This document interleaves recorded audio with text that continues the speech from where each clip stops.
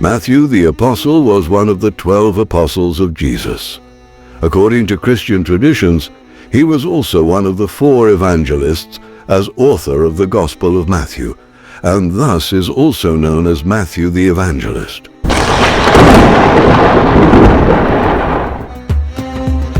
The Gospel of Matthew, chapter 18, verses 21 through 35. The parable of the unforgiving servant.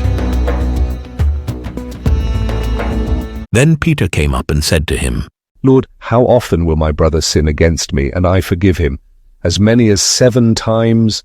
I do not say to you 7 times, but 77 times. Therefore the kingdom of heaven may be compared to a king who wished to settle accounts with his servants. When he began to settle, one was brought to him who owed him 10,000 talents. And since he could not pay, his master ordered him to be sold, with his wife and children and all that he had, and payment to be made. So the servant fell on his knees, imploring him, Have patience with me, and I will pay you everything. And out of pity for him, the master of that servant released him and forgave him the debt. But when that same servant went out, he found one of his fellow servants, who owed him 100 denarii, and seizing him, he began to choke him, saying, Pay what you owe. So his fellow servant fell down and pleaded with him, Have patience with me, and I will pay you. He refused, and went and put him in prison until he should pay the debt.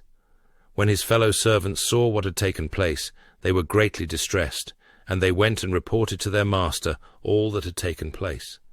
Then his master summoned him and said to him, You wicked servant, I forgave you all that debt because you pleaded with me. And should not you have had mercy on your fellow servant, as I had mercy on you?